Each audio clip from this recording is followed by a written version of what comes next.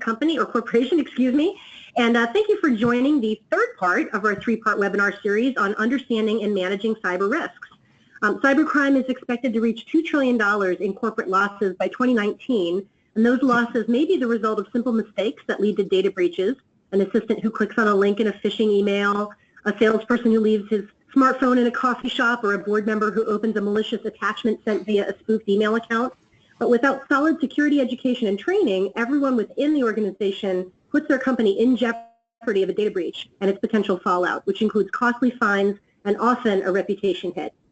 I'm excited to be partnering today with Jeff Welgan from CyberVista on this webinar series. Over the course of the series so far, you've learned about the threats and vulnerabilities, and now we'll touch upon the impact of cyber risk.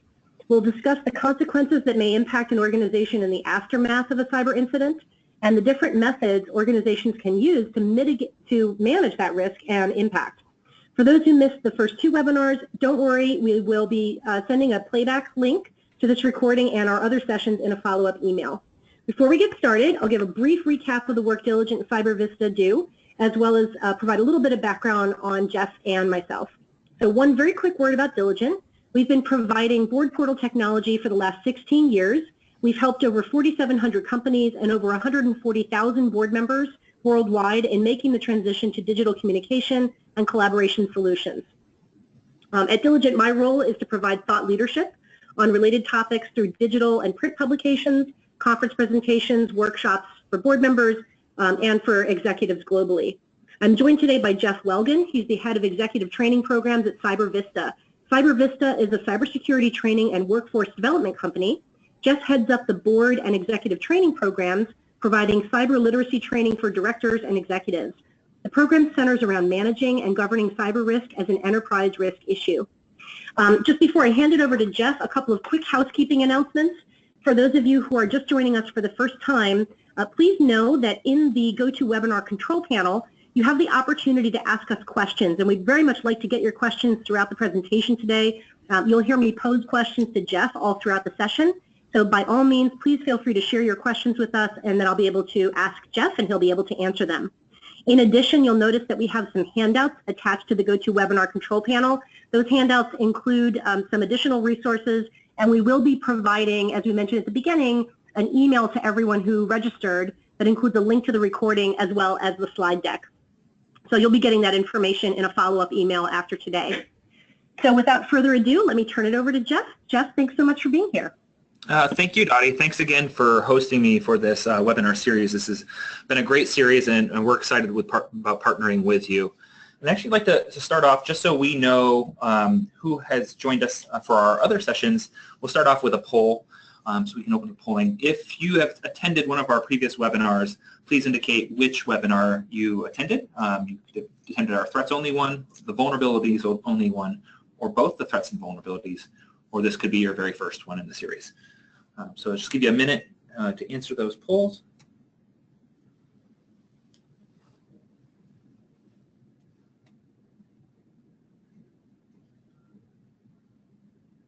Okay, so it looks like about a quarter of you have attended both of the prior sessions, so thank you for sticking with us in this three-part series. For those of you who are joining us for the first time, we'll just do a little recap here of some of the things that we covered in threats and vulnerabilities. So I might switch over to the light board real quick, and we'll do that quick recap. So one of the things that we talked about through the series of this webinar, some key themes, and we have discussed primarily the board's need for more director training. There's not enough of that. It's being expressed by directors. We've also talked about how cyber risk is a challenge to oversee for boards.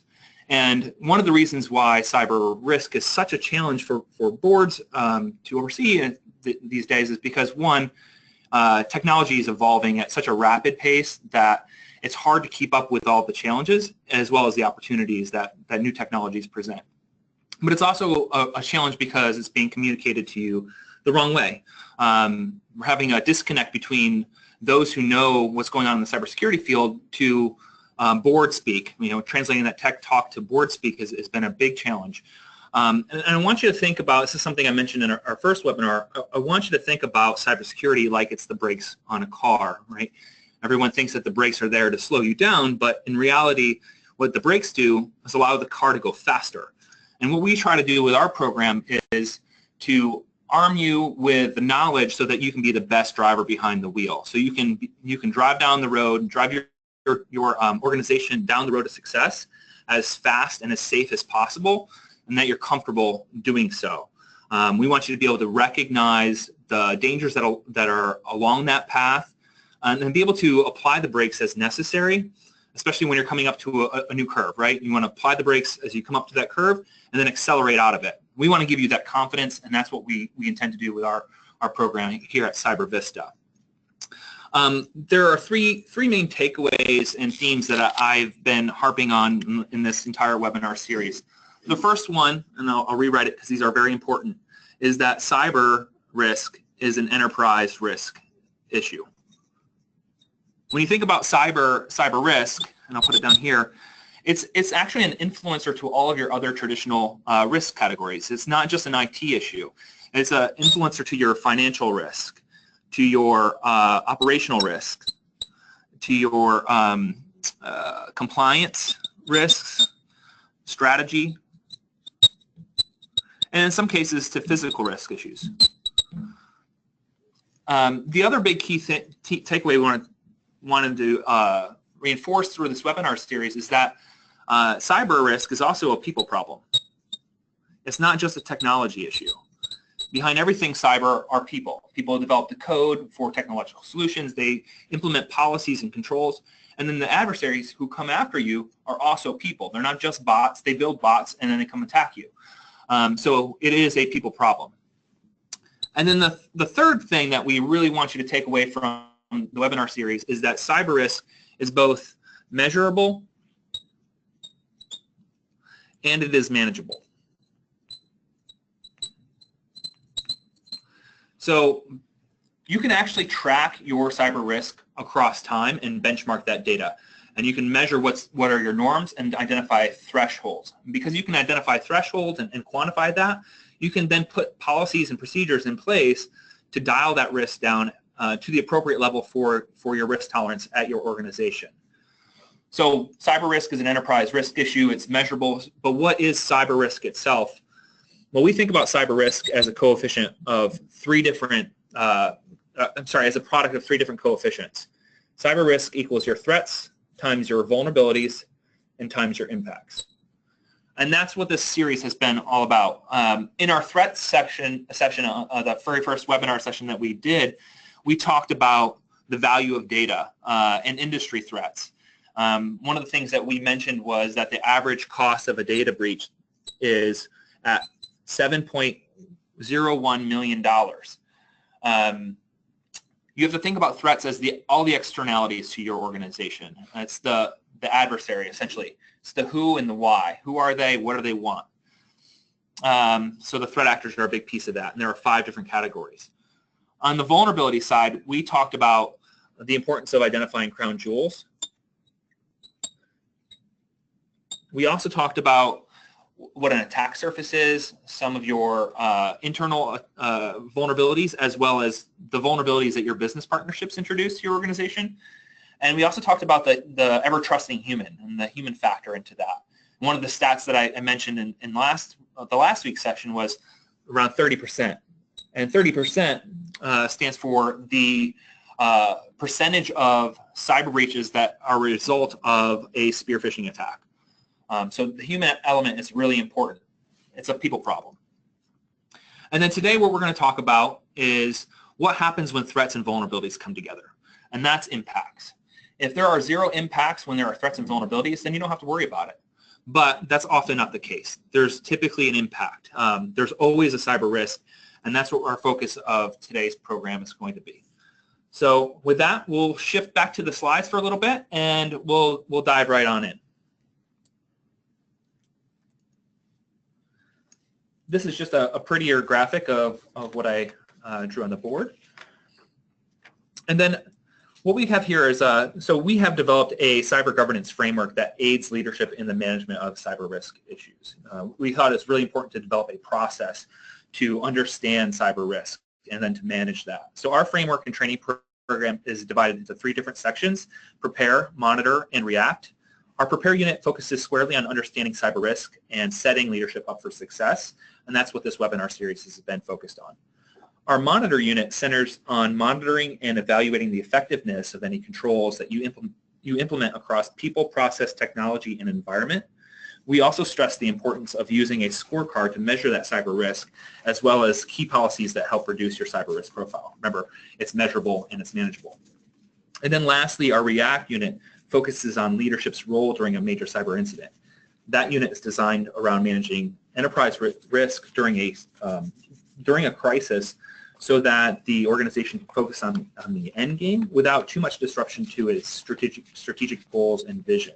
So as a part of that unit, what we like to do in our sessions that we offer in an event setting, or whether it's in your private organization, so we can do a cyber simulation of a cyber breach.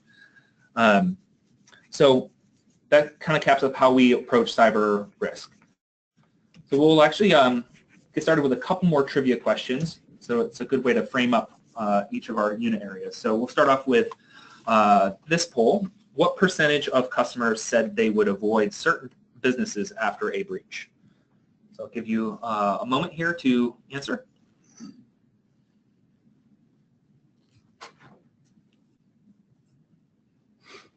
Okay, so we close it. We have 22% saying about 9% of loss in customers. And then an even split between 70% and 85%. The correct answer is actually 70%, which is a significant amount of customers lost after a major breach of an organization. Okay, our next question is, in 2015, the average lost business cost associated with data breach incidents in the U.S. was, I'll give you a hint, it is in the millions.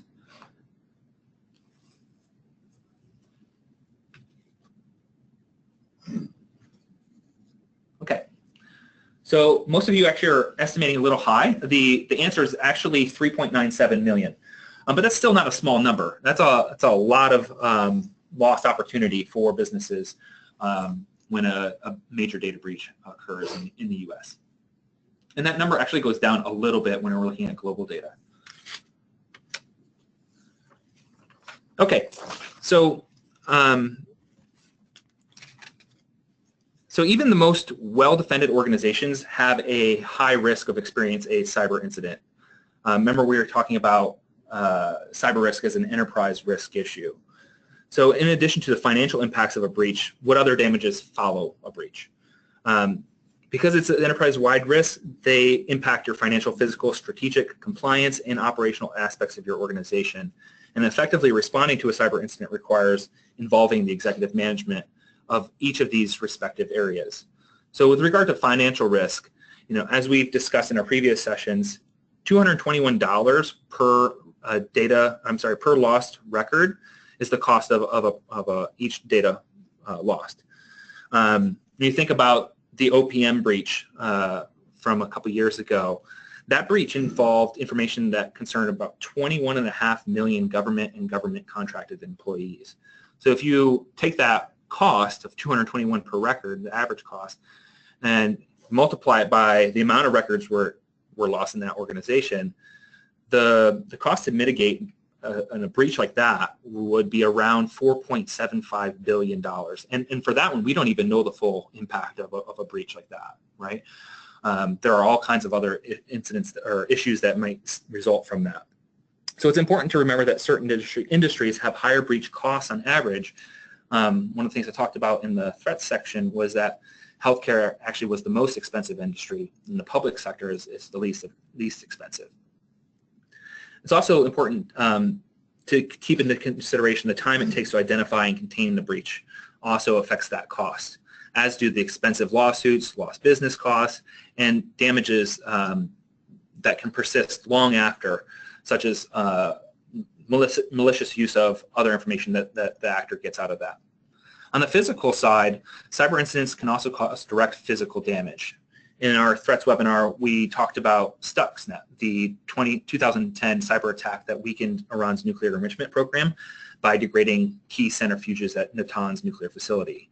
It's a big event, and it gets talked about a lot in the cyber world, but there have been other incidents where cyber operations have caused physical risk. In the medical field, we've seen hacks against insulin pumps, attacks directed at automobiles, if you're familiar with the Jeep hacks, where they pump brakes or sharply would jerk the wheel to one side remotely, as well as against gas pipelines and other facilities. So we're likely to see more and more cyber operations that affect physical things.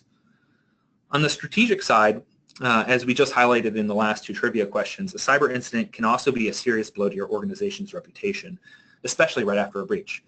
The customer's trust often decreases, resulting in lost business opportunities. Breaches can result in the theft of intellectual property and intellectual capital, as well as trade secrets which compromise your organization's ability to compete in the market.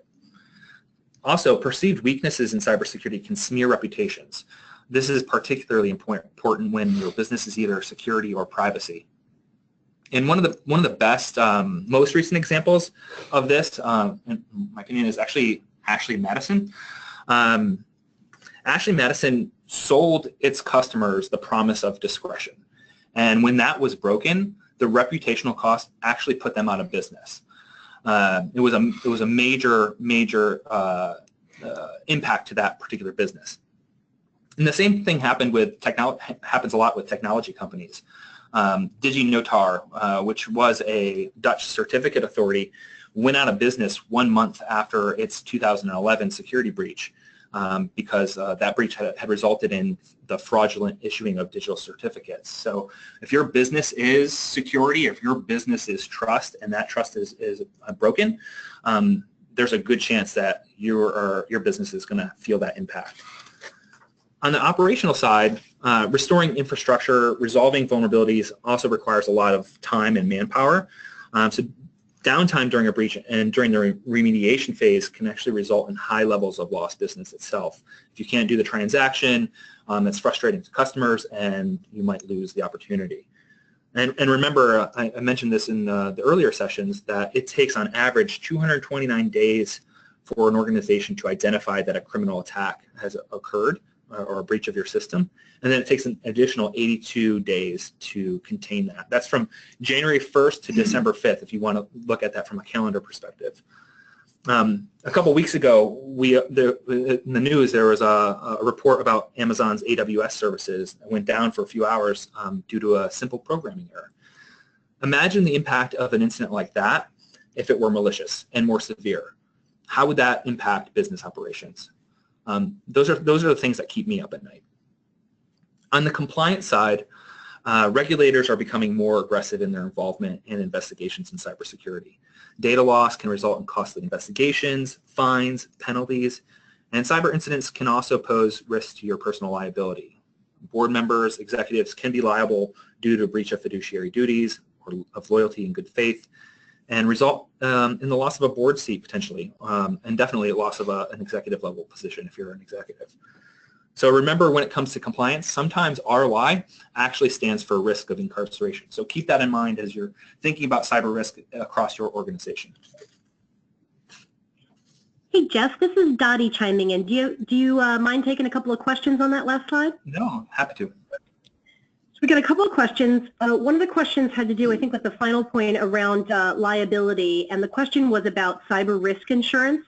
The question is whether or not cyber risk insurance coverage helps to reduce the liability for data breaches specifically for directors. Sure, that's a really great question. I won't pretend to be an insurance expert by any means. That is a very complex and emerging industry when it comes to cyber specifically.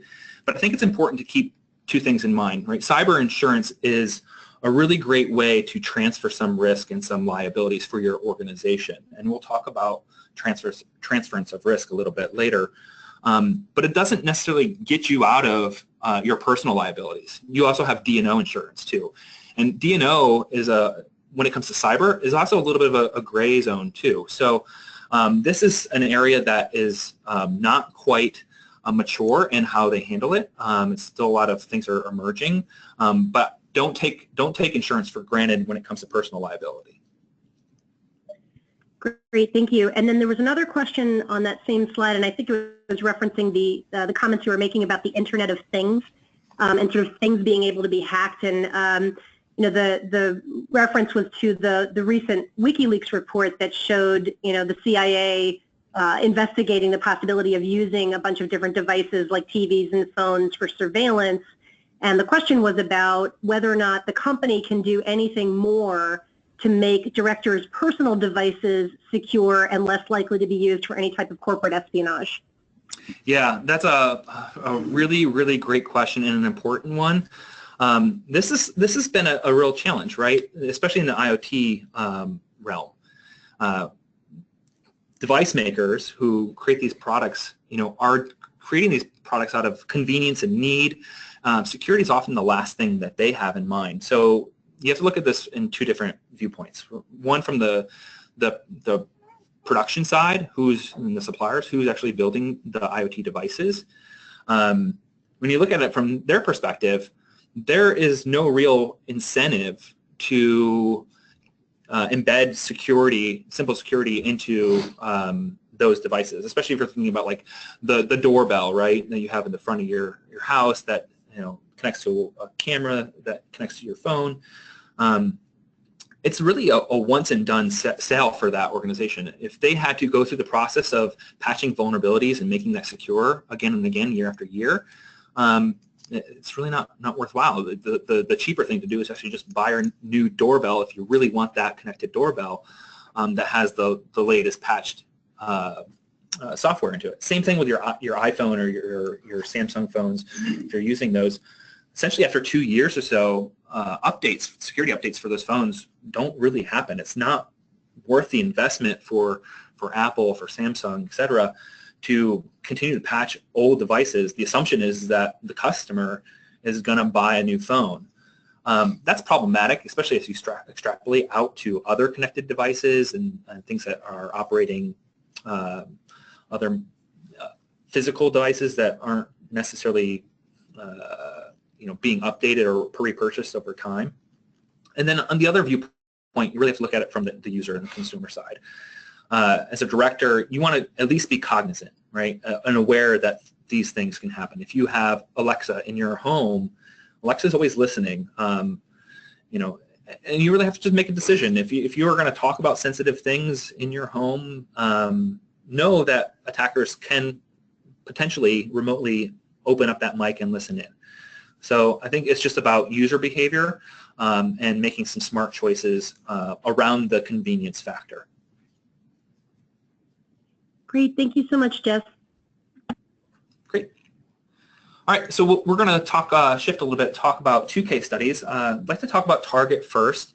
So in 2013, just as holiday shopping season was kicking off, as many of you know, Target was faced with a massive data breach. And as a result, there was theft of more than 40 million credit and debit cards. The cost of the breach was estimated, and the exact costs are still unknown, but anywhere from $240 million to $2.2 billion. Target's profits also dropped in the last quarter of 2013 by 46%. Now they bounced back up, so that's an interesting data point, but there was a dip at that last quarter.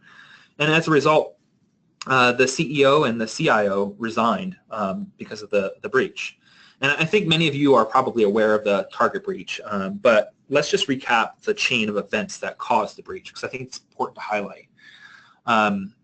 If you recall, at the beginning of this webinar session, when I was talking about vulnerabilities, I wrote a number on the board, 30%. And 30% of all cyber incidents are the result of a phishing attack. This case with Target is really no different when you look at the root cause of what happened. The HVAC contractor, Fazio Mechanical, was the first victim, and they were victimized by a spear phishing attack. Fazio Mechanical wasn't using a commercially approved version of antivirus protection, so the malicious payload was not detected by that, and then Fazio's systems became compromised. And then what the attackers did is they looked around Fazio's systems and realized that they were a supplier to Target, and then the attackers were able to obtain higher privilege credentials that allowed them to access Target's vendor portal that Fazio used in order to track services that it provided to Target.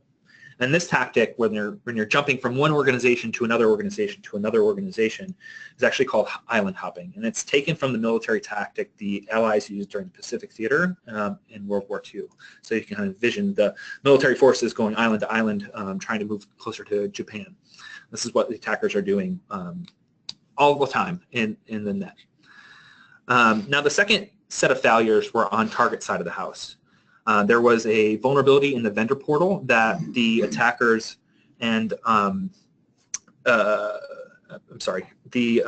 was a vendor portal vulnerability that the attackers compromised, and then that vendor portal had the mistake of having a connection back to Target's main systems and to its point-of-sale systems.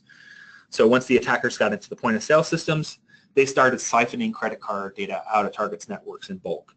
So what can be learned from this specific case study? Well, one thing is that you want to require vendors to use commercially approved AV software. If you're doing work with your third parties, ensure that their level of cybersecurity is up to snuff with yours. You should also require multi-factor authentication. This was a mistake here in the Target case study because the attackers only needed a username and password to access the vendor portal. And then you should also keep segmentation in mind. You want to keep things segregated as much as possible without disrupting the flow of your business operations. So you want to treat yourself or treat your organization like a ship where compartmentalization will keep you afloat despite having your hull breached, right? And I'm sorry, I'm a U.S. Navy veteran, so sometimes you'll get maritime analogies from me, so I'll apologize for that. The next case study that I would like to talk about is more recent. This happened last year with Abbot Laboratories, and this is a case of inadequate due diligence during an M&A discovery. And it's the first public case where cyber disclosures were used to short a stock, or at least one of the first public cases. So last year, Abbot Labs announced that they were going to acquire St. Jude Medical for about $25 billion. And during that deal, MedSec Holdings conducted a cyber report and found that the pacemakers and defibrillators that St. Jude produces, which is about 50% of that revenue, were vulnerable to a cyber attack. That company who did the assessment, MedSec, then provided that report to Muddy Waters Research, who ultimately used that information to short the stock when that report was released to the public. Essentially, St. Jude's stock dropped 10%. They did a short sell and made a lot of money. So in instances like this, Muddy Waters and other short sellers can stand to profit even more if the deal falls through, right? So remember that M&A requires a whole new level of due diligence as it must account for any cyber risks. And I think we're going to see a lot more of this over the next couple of years. You'll see a lot of cyber manipulation of stocks and using that information to do some short selling and making purchases as well. So, and I'm also sure many of you are familiar with the Verizon, the ongoing Verizon acquisition dealings with Yahoo. This is really relevant, actually. Two major breaches of Yahoo were actually discovered during that acquisition process. And as a result, it looks like there will be about a $350 million discount from the original agreement that Verizon had with Yahoo, which was a price of $4.3 billion. And just a fun fact for everybody, the Department of Justice just announced yesterday the indictment of 4 hackers who were involved in those 2 Yahoo breach hacks, 2 of which were Russian spies who were working for the division in the Russian FSB that apparently the FBI is supposed to be coordinating with to apprehend such hackers. So it's a messy situation, an interesting fact. The main point here is that you want to look for indications that the acquisition that you're looking at, or if you're being acquired, is breached or has previously been breached. You really want to be conducting cybersecurity audits to find out if there are any other cyber issues or risks that you aren't aware of. And you want to keep in mind that businesses are part of this interconnected operating environment, right? You need to understand each partnership's unique cyber risks and then document those cybersecurity due diligence efforts. If you don't document it, you're doing yourself a disservice. So with that, we're going to switch back to the light board here for just a second, and I'm going to talk about a couple of risk management. Oh, sorry. Hang on a second. Yep. My earphone's out. Okay, go ahead. Yes, if you don't mind, before we switch over to the whiteboard, we did have a question come in regarding these last couple of slides on the hacks. The question I thought was a good one and might be a nice segue for what I think you're about to cover on the whiteboard. But you know, regarding these hacks at these companies, what responsibility do you feel belongs specifically to the board of directors versus management for these kinds of situations? You know, I think the context being, you know, is this something that really is supposed to be managed, you know, dealt with at the management level, but then data gets reported back up to the board? So what do you think that, you know, the board should have done differently, if anything? Yeah, so especially around like an M&A dealing, there's a lot more board involvement in an acquisition or a merger. So there's a lot going on, right? The board has a lot of things that they're responsible for looking into. But you cannot exclude cyber risk from that whole process. So the board's role really is to, one, everyone knows, govern and oversee, right? And if they're not asking smart questions related to cyber risk, then they're not doing a good enough job of governing and overseeing the potential risks that come out of a dealing like that. So it's important for the board of directors to be armed with enough knowledge and literacy around cyber risk issues. Now, we're not expecting directors to suddenly become experts in cyber issues, right? Just enough to know, have enough literacy to know what makes sense and what's not making sense and what recommendations they should be ensuring that the executive teams are pushing forward. So you want to make sure you have the list of questions. You want to make sure that you have the literacy to understand the answers to your questions so that your organizations are taking the necessary steps to protect itself in these types of dealings. Great. Thank you so much. Yeah, no problem. Okay, so we'll transfer over to Lightboard here for just a moment. When it comes to managing cyber risk, there really are 4 different techniques that you can use. And this is the same for any risk. This is just a risk management technique. The first thing that you can do is accept that risk. The second thing that you have available is to avoid it. The third thing that you can do is mitigate it. And the last thing that you have, the last tool in your tool belt, is actually to transfer it. So I want you to think about this from a visual analogy standpoint, where if you think about an Olympic-sized pool, usually an Olympic-sized pool has a set of diving boards, right? So if each of these risk areas had a diving board,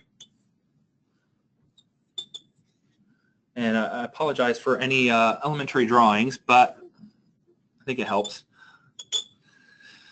When you're thinking about accepting a risk, what you're doing in essence is taking a step up on the highest board. You're saying, you know what, I'm comfortable with all this, and I'm just going to take the plunge. So you want to elect to accept the risk if the cost-benefit analysis determines that the cost to mitigate the vulnerability is higher than the cost to bear that risk. If it costs you too much money to put in some sort of mechanism to reduce that risk and it's not worth a return, it's okay to accept that risk. You see this a lot with some bring your own device policies. On the avoid risk perspective, what you're essentially doing is you're saying, you know what, I'm going to sit this one out. You're not going to participate. Netflix did something like this with regard to operations in China. It understood what risks operating in that environment would potentially bring to Netflix, so they said, you know what, we're not going to do business there. That was an avoidance technique. This happens when there's threats and a vulnerability with a high likelihood of loss and a large negative impact. So avoid that activity so that the vulnerability isn't even created in the first place. On the mitigate side, what you're doing is you're negotiating a little bit. You are saying, you know what, I'm not comfortable with taking the highest diving board, but I'm not going to opt not to play in the game, so I'm going to use the middle board instead. And you can mitigate risk when you determine that the likelihood of the threat occurring is high and the cost to mitigate is reasonable enough to actually bring that risk down. So I mentioned the BUI, bring your own device policy. Mobile device management is a mitigation of that, right? You can bring your device.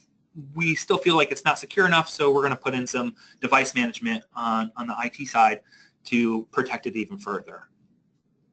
And then lastly, one of the last technique that you can use is actually to mitigate. This is when you're telling someone else to take on the risk. And you see this with cyber insurance. This is what the whole purpose of cyber insurance is for. You can also use this with certain third-party services and vendors.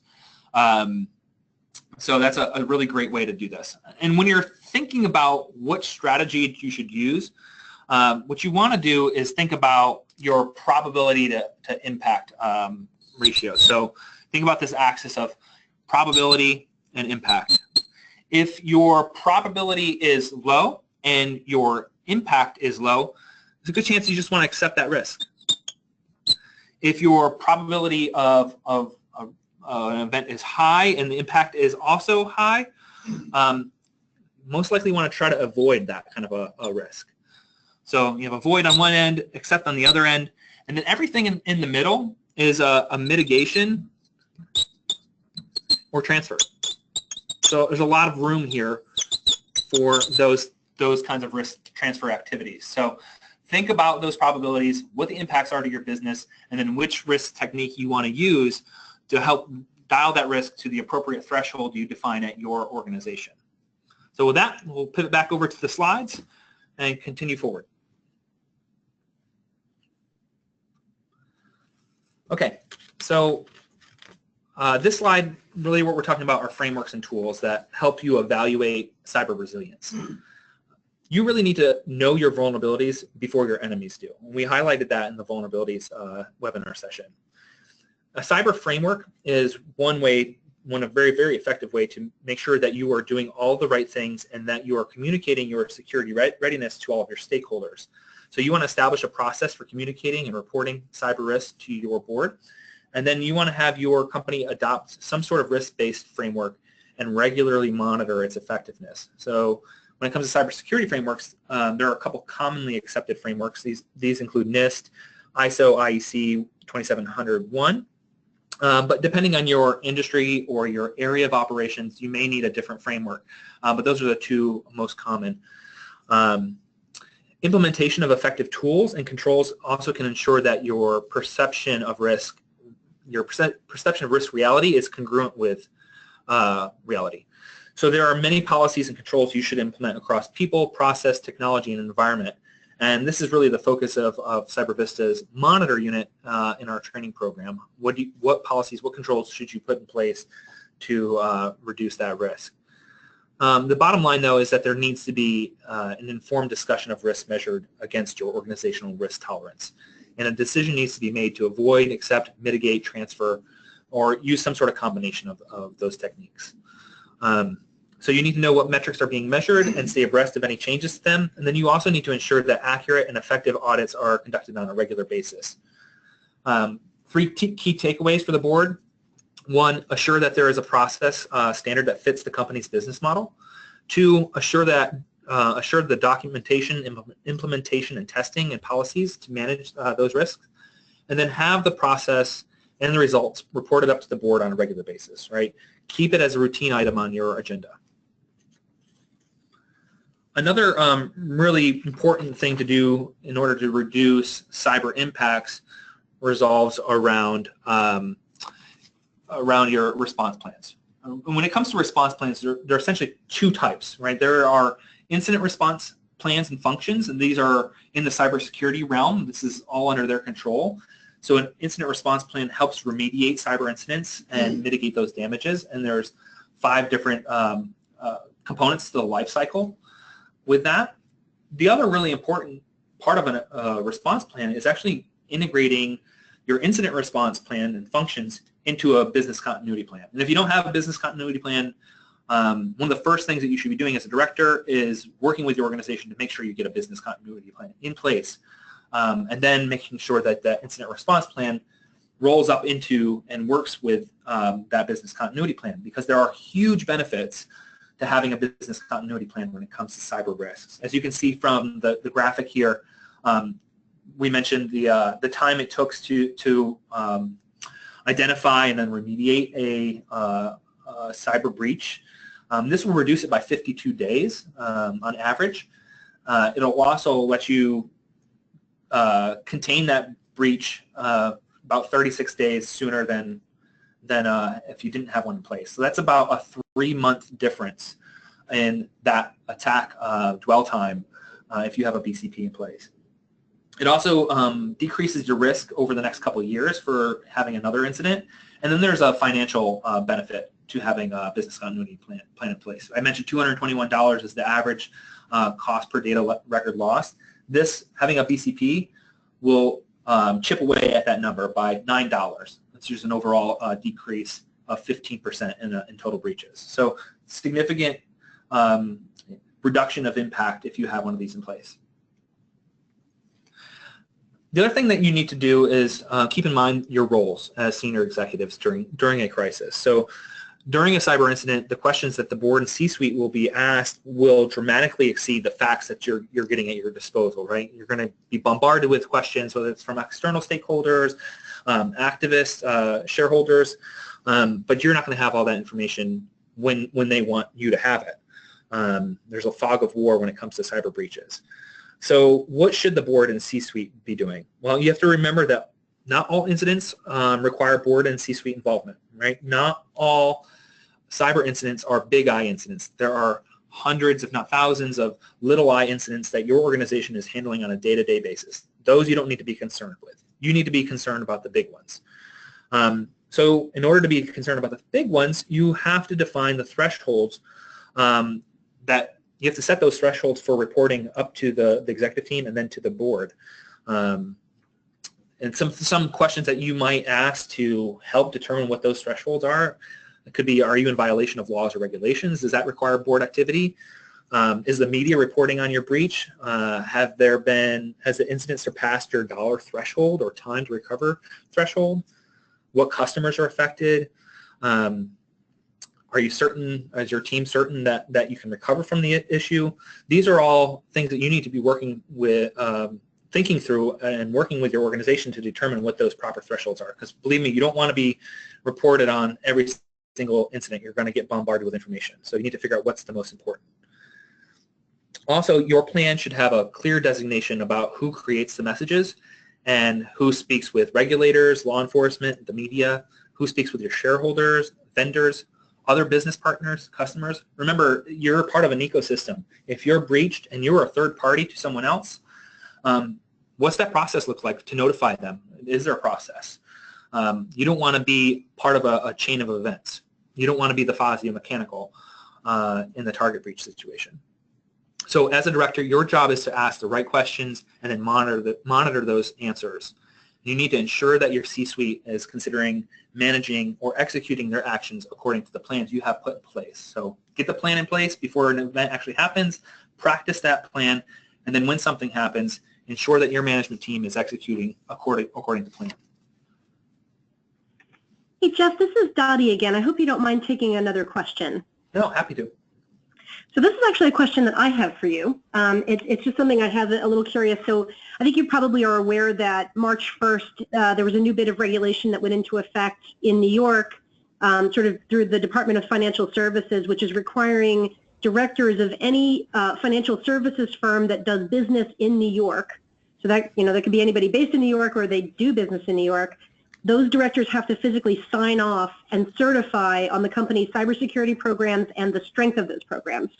And so I'm wondering, knowing that now there's this different, it's the first kind of regulation like that in the country where directors are asked to certify as opposed to anybody else. I'm wondering if any of your guidance to what directors need to consider an incident might change. I'm wondering if that impacts it in any way.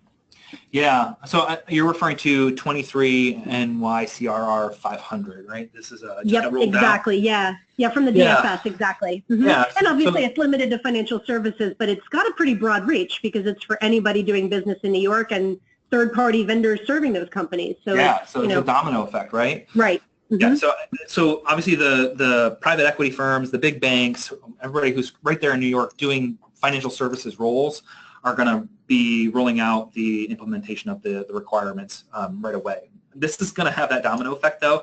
If you're a supplier or a third-party vendor down that chain, it's going to come to you too. So it's really important to talk about the board's role with regard to a regulation like that. As part of that regulation, it's required that each organization gets a CISO, right, a Chief Information Security Officer. That is a requirement. And that doesn't require them to do it as a full-time job. They just need to have that role in place. And then it is the role of that CISO to report up to the executive team and then to the board, at least on an annual basis. So the board's role, I think, is really about working with the executive team and then with that CISO on what they want to be reported on. You have a choice as a director. You can either sit back and let that CISO come in and decide what he or she wants to report up to you and just kind of take it as it comes, or you can be actively involved in that process, help them develop the thresholds, help them identify, as we talked about earlier in this series, what the crown jewels are, what's most important in your organization to protect, how are you going to do that, what are the budgets for that. The worst thing that a director can do with a regulation like this that's rolling out is plead ignorant or just be apathetic to the process, right? You really need to get involved. For that annual report, you need to define what you want in that annual report based on your needs and what those thresholds are. What gets reported to the executive team is going to be a little bit different than what gets reported to the board.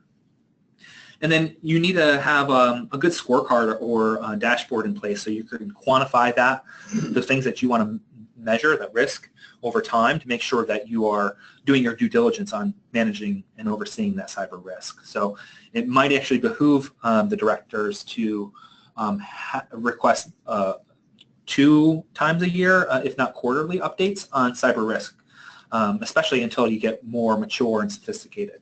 But my take is that as you get more sophisticated, you're going to appreciate the quarterly updates rather than the annual update.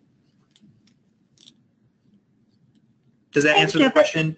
Yeah, very, very much so. Thank you. Yeah, it's obviously it's got a lot of moving parts, and it's going to be a couple of years before the full thing is into effect across the board. But it's just good to start thinking about how that might impact some of the conversations. So thank you for that. It's very helpful. Yeah, and another thing to keep an eye on is EU, right? GDPR is coming out too. So how you handle European data, personally identified data. So that's going to be on the board's mind as well. Yeah, absolutely. Thank you. Yeah, happy. Okay, so what is the board's role here? We've hit this point a few times here, but specifically with impacts. The board needs to provide proper oversight in order to keep those cyber impacts as low as possible. And you should be asking some key questions here. And there's only 3, but there's a lot of sub-questions with these three questions. The first one, what strategies are in place or should be in place to reduce the potential impacts of a cyber-related incident? These are the controls and policies that I mentioned earlier across people, process, technology, and environment. There could be hundreds and hundreds of these. So there's a lot of questions when it comes to that. But at the high level, you should be asking your executive team what strategies are in place. And then what mechanisms does your organization have in place to measure the potential enterprise risk impacts as a result of a cyber incident? And then lastly, goes back to that threshold and reporting. What are those thresholds to the C-suite and then to the board? And make sure you're on the same page and make sure that the communication process is clearly articulated for anybody reporting up incidents. Okay, so where do we go from here? When it comes to cybersecurity, everybody has a responsibility. So the first step to success is understanding it, right? It's about that literacy. Our CyberVista Cyber Resolve program allows for that structured approach. We talked about that early on, what our framework looks like, how to approach cyber risk, how to manage it. We cover over 25 cyber-related topic areas, And we also offer that cyber breach simulation that I told you about. So you can exercise those skill sets and put them to the test. And then on May 1st, we're actually hosting a day-long seminar in New York City at the Times Square West End. We are also, we'll have Dartmouth there as well, their Center for Digital Strategies, who are partnering with us on that event. So it's going to be a really great event. So you can join us there if you'd like. We're going to give you a discount code, Diligent, if you would like to participate. Please feel free to use that and bring some friends. And then if you want a more bespoke or private or intimate session, we're happy to bring that learning to you and your organization through our customizable private training programs. So if you're seeking for a little bit more specific discussion around your particular issues your organization faces, we're happy to come in and deliver that training for you. So just please give me a call or shoot me a note, and I'm happy to talk to you about that, and we can customize a program for you. And then, Dottie, I'll turn it over to you. I know Diligent offers a lot of really great solutions, too, that address cyber risk, as we've discussed in this series. So I'll let you take it from here. Great. Thank you so much. And, Jeff, thanks for another really great presentation. This has just been just a terrific three-part series. So I'm so glad for those of you that are on the phone with us. I know some of you have attended all three, and hopefully you've gotten as much benefit out of it as I have. I found this really fascinating. But yeah, to Jeff's point, so Diligent has a number of different systems that speak directly to the security of information that directors are dealing with all the time. So clearly the board's product, which is both a web-based portal as well as a series of different apps for mobile devices, keeps all of the board information tightly secured and controlled so that you never have to worry about it, leaving the ecosystem or being someplace where it's not secured. And then in addition, we've recently launched a couple of additional programs, one of which called Messenger provides a closed-loop secured messaging platform specifically for directors. So rather than having them using personal email addresses or sending attachments over unsecured emails, you have a completely secured environment that only allows members of that board to communicate with one another and to communicate with senior management and do all of that securely through a separate channel. So we'd be happy to speak with you. My colleagues here at Diligent, since I'm fairly new here, can tell you a lot more about it than I can, and just feel free to reach out to us. Our main number is listed there here in the New York office, or just shoot an email to us at info@diligent.com, and we'll be delighted to set up a time to show you any of the products that we offer. There's a number of really terrific things that speak directly to helping the board be more savvy around cyber risk and cybersecurity. So I'd be happy to work with you. Well, this, I think, concludes our three-part webinar series, and I just want to say thank you again so much to Jeff Welgan for three really terrific presentations on these issues.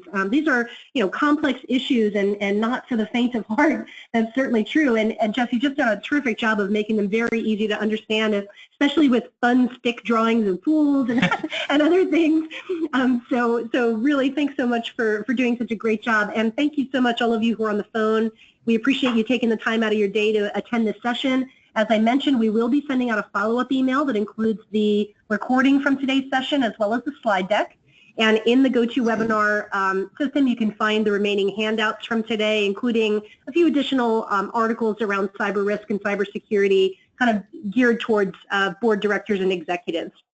So I think with that, we're going to conclude our session. Everyone have a great day. And Jeff, thank you again so much. This was terrific. No, thank you, Dottie. Everyone have a great day.